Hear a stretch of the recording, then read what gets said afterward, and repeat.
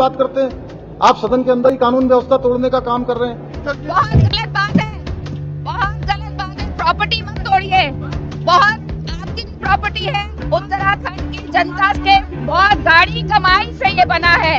आज विकास की बातें करना नहीं चाहते, आपके पास कोई मुद्दे नहीं है।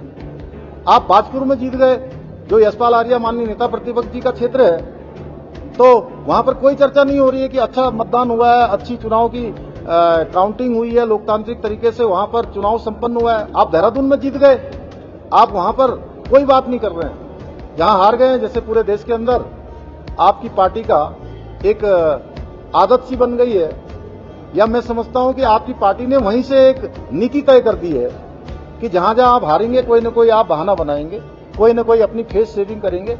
जैसे हार जाते हैं तो कहते हैं ईवीएम दोषी है, ईवीएम को दोष ठहराते हैं। इस बार तो ईवीएम भी नहीं थी।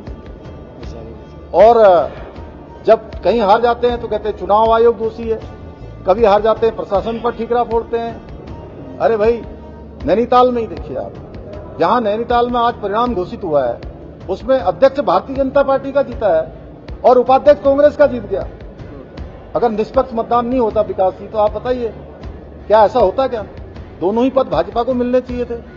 तो निष्पक्ष मतदान हुआ है, उसकी वीडियोग्राफी हो रही है, ऑब्जर्वर है, निर्वाचन आयोग उस पर देख रहा है। अरे भाई, आप अपनी हताशा, निराशा, अपनी हार छिपाने के लिए ऐसा काम कर रहे हैं, जबकि उत्तराखंड की जनता जानती है हम ईमानदारी से काम कर रहे हैं। आपदा आती है, हम ग्राउंड जीरो पर होते हैं। हम उत्तराखंड की जनता के लिए जो भी निर्णय लेना होगा, हम वो निर्णय लेते हैं। हमारा तो आपसे अनुरोध था कि आप भी जो है सकारात्मक रूप से आपने आज सदन का, इतने बड़े प्रदेश का जो जरूरी चर्चा है, उसको ऐसे ही जो है आज आपने तिलांजलि दे दी। आपने बिल्कुल विकास के कामों को बिल्कुल भी प्राथमिकता नहीं दी, अपने निजी स्वार्थों के लिए आप दिन भर हल्ला करते रहे हैं और सदन का सारा समय आपने बर्बाद कर दिया।